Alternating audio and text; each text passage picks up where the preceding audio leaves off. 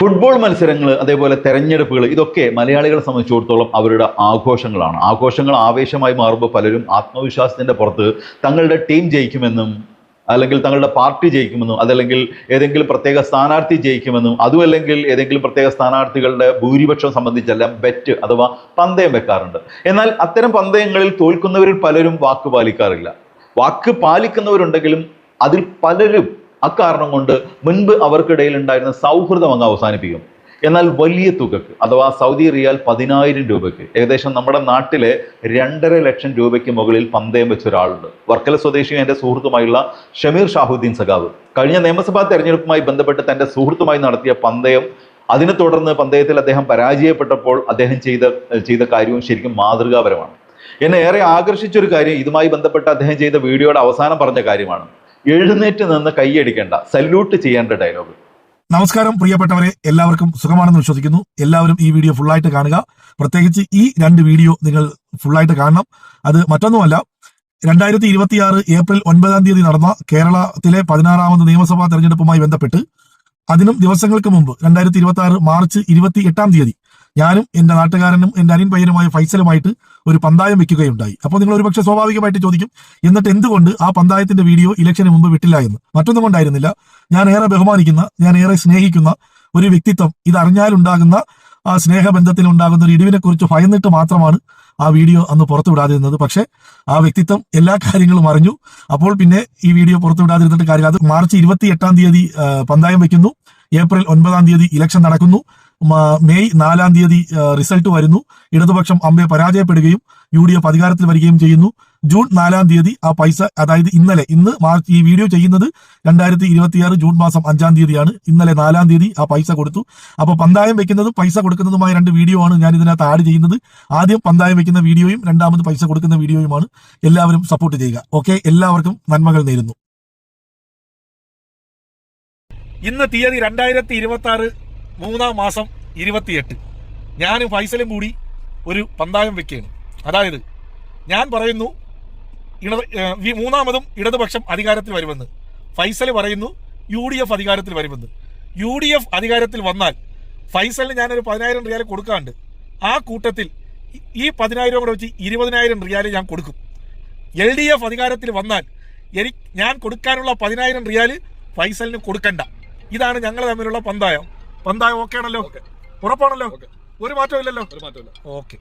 നമസ്കാരം പ്രിയപ്പെട്ടവരെ, ഈ കഴിഞ്ഞ നിയമസഭാ തെരഞ്ഞെടുപ്പുമായി ബന്ധപ്പെട്ടിട്ട്, അതായത് ഏപ്രിൽ 9 നടന്ന നിയമസഭാ തെരഞ്ഞെടുപ്പുമായി ബന്ധപ്പെട്ട് അതിന് മുമ്പ് മാർച്ച് 28 ഞാനും എന്റെ അനിയൻ പയ്യനായ ഫൈസലുമായിട്ട് ഒരു ബെറ്റ് വെച്ചിരുന്നു. പന്തായം വേറൊന്നുമല്ല, ഫൈസലിന്റെ നിന്ന് ഞാനൊരു 10,000 റിയാൽ വാങ്ങി എന്റെ കയ്യിൽ ഇരിപ്പുണ്ട് നേരത്തെ. അപ്പോൾ തുടർച്ചയായിട്ട് മൂന്നാമതും ഇടതുപക്ഷം അധികാരത്തിൽ വരികയാണെങ്കിൽ ആ 10,000 റിയാൽ ഞാൻ ഫൈസലിന് കൊടുക്കണ്ട. അതാണ് എന്റെ ബെറ്റ്.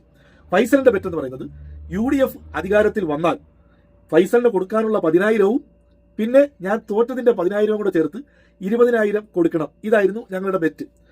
ഏപ്രിൽ 9 തിരഞ്ഞെടുപ്പ് കഴിഞ്ഞു. മെയ് 4 റിസൾട്ട് വന്നപ്പോൾ ഇടതുപക്ഷം അമ്പെ പരാജയപ്പെടുകയും UDF അധികാരത്തിൽ വരികയും ചെയ്തു. സ്വാഭാവികമായും ഫൈസലിന് കൊടുക്കാനുള്ള 10,000വും തോറ്റ 10,000 ചേർത്ത് 20,000 ഞാൻ ഫൈസലിന് കൊടുക്കണമായിരുന്നു. ഞാൻ മെയ് 4 ഇവിടെ വന്നു. അപ്പോൾ മെയ് 4 വന്നു, ഫൈസലിന്റെ അടുത്ത് പറഞ്ഞു തോൽവി അംഗീകരിക്കുന്നു, എനിക്ക് 1 മാസത്തെ ടൈം തരണമെന്ന് പറഞ്ഞു. അപ്പോൾ ഫൈസലിന് കൊടുക്കാനുള്ള 10,000 റിയാലും ഞാൻ തോറ്റതിന്റെ 10,000 ചേർത്ത് 20,000 കൊടുക്കാൻ വേണ്ടി ഇന്ന് ജൂൺ മാസം 4 ഞാൻ ഫൈസലിന്റെ റൂമിലേക്ക് വന്നിരിക്കുകയാണ്. അപ്പോൾ പൈസ കൊടുക്കുന്ന ചടങ്ങിലേക്ക് ഞങ്ങൾ ഹാർദവമായി നിങ്ങളെ സ്വാഗതം ചെയ്യുന്നു. അല്ലേ? എന്തെങ്കിലും പറയട്ടെ, പറഞ്ഞോളൂ. അല്ല, ഒന്നും പറയാനില്ല. എന്റെ ഇക്ക പറഞ്ഞ കണക്ക് ഇക്കടെ പ്രതീക്ഷ ജയിക്കുമെന്നായിരുന്നു. എനിക്ക് പ്രതീക്ഷ ഞാൻ ജയിക്കുമെന്നായിരുന്നു. പക്ഷെ അങ്ങോട്ടും ഇങ്ങോട്ട് ഒരു വാശി ഉണ്ടായിരുന്നു. അത് ദൈവം അല്ലെങ്കിൽ പടച്ചവൻ എന്നെ കാത്ത് എന്ന് പറയാൻ പറ്റില്ലല്ലോ. അങ്ങോട്ടും ഇങ്ങോട്ടും ആവാം. അതെ, തീർച്ചയായിട്ടും. അപ്പൊ ഇത് കൊടുക്കാനുള്ള 10,000 റിയാൽ മേടിച്ചോ, നോക്കിയോ, എന്നെ നോക്കിയോ.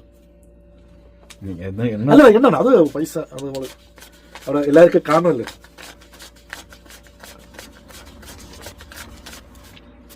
അത് 10 ഇത് 1,200. ഓക്കെ, അപ്പൊ ആ ഇടപാട് കഴിഞ്ഞു. അപ്പൊ കൊടുക്കാനുള്ള ഇടപാട് കഴിഞ്ഞു. ഇനി തോറ്റതിൻ്റെത്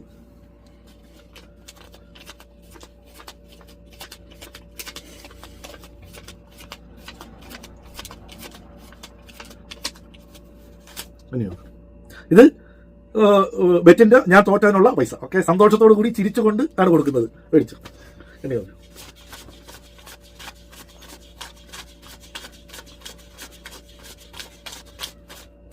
അപ്പോൾ ആ പൈസയും കൊടുത്തു കഴിഞ്ഞു. പിന്നെ മെയ് 4-ാം തീയതി ഞാനിവിടെ വന്നപ്പോൾ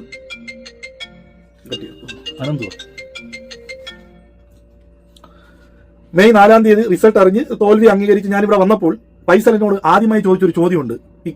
ഇക്കയാണ് ജയിച്ചിരുന്നതെങ്കിൽ എന്ത് ചെയ്യുമെന്ന്. എനിക്ക് വേണമെങ്കിൽ മനസാക്ഷിയെ വഞ്ചിച്ചുകൊണ്ട് പറയാമായിരുന്നു, മോനെ ഞാൻ 10,000 ബെറ്റ് വെച്ചെങ്കിലും ഞാൻ ജയിച്ചാൽ ഞാൻ പകുതിയെ മേടിക്കത്തുള്ളൂ എന്ന് ഞാൻ പറഞ്ഞിരുന്നെങ്കിൽ ഒരുപക്ഷെ ഫൈസൽ ഇന്ന് എന്റേതും പകുതിയെ മേടിക്കും. പക്ഷെ മനസാക്ഷിയെ വഞ്ചിക്കാൻ പറ്റാത്തതുകൊണ്ട് ഞാൻ അന്ന് പറഞ്ഞു, ഫൈസലെ ഞാനാണ് ജയിച്ചിരുന്നതെങ്കിൽ 1 രൂപ പോലും വിട്ടുവീഴ്ച ചെയ്യാതെ ആ ഫുൾ പൈസ ഞാൻ മേടിക്കുമായിരുന്നു. അപ്പോൾ ഞാൻ തോറ്റത് കൊണ്ട് ആ ഫുൾ പൈസയും നിനക്ക് അർഹതപ്പെട്ടതാണ്. അത് ആരൊക്കെ എന്തൊക്കെ പറഞ്ഞാലും അത് നിന്റെ പൈസയാണെന്ന് പറയുകയും ഞാൻ ഇന്ന് ആ പൈസ കൊടുക്കുകയും ചെയ്തു. ഞങ്ങൾ ഹാപ്പിയാണല്ലോ, നമ്മൾ ഹാപ്പിയാണ്.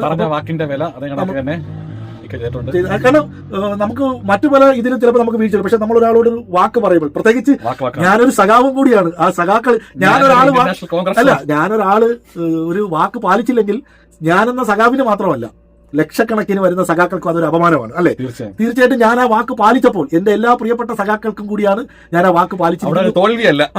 വാക്ക് പറഞ്ഞു പാലിച്ചു. അപ്പം ഇതിന് പിന്നെ പല അഭിപ്രായങ്ങൾ വരും, അതൊന്നും ഞങ്ങൾക്ക് വിഷയമല്ല. കാരണം ഈ ബെറ്റ് വെച്ചപ്പോൾ തന്നെ ഫൈസലിന്റെ അടുത്ത് പറഞ്ഞിരുന്നു, മോനെ ഞാൻ ജയിച്ചാലും നീ ജയിച്ചാലും ഒരു വിട്ടുവീഴ്ചയുമില്ല. ആര് ജയിക്കുന്നോ അവർക്ക് അവകാശമാണ്. അതിൽ പിന്നെ ഇക്കാണ്, അനിയനാണ്, നമുക്ക് ചിലപ്പോൾ കുറെ അങ്ങനൊന്നുമില്ല. ഞാൻ ജയിച്ചാലും നീ ജയിച്ചാലും അത് നീ ജയിച്ചാൽ നിനക്ക് അർഹതപ്പെട്ടത്, ഞാൻ ജയിച്ചാൽ എനിക്ക് അർഹതപ്പെട്ടതെന്ന് പറഞ്ഞപ്പോൾ വാക്ക് പാലിച്ചു. അപ്പോൾ ഞങ്ങൾ സന്തോഷത്തോടെ അതിന് പുറമെ എനിക്ക് പലവട്ടം വിളിച്ചിട്ട് ചോദിച്ചായിരുന്നു 9-ാം തീയതി വരെ ടൈമുണ്ട് മാറാൻ. അത് അങ്ങനല്ല ചോദിച്ചത്, നിനക്ക് എന്തെങ്കിലും പിന്നെ വ്യത്യാസങ്ങൾ ഉണ്ടെങ്കിൽ ഇലക്ഷൻ തലേന്ന് വേണം. ഇലക്ഷൻ കഴിഞ്ഞാൽ പിന്നെ എനിക്കോ നിനക്കോ മാറാൻ കഴിയത്തില്ല.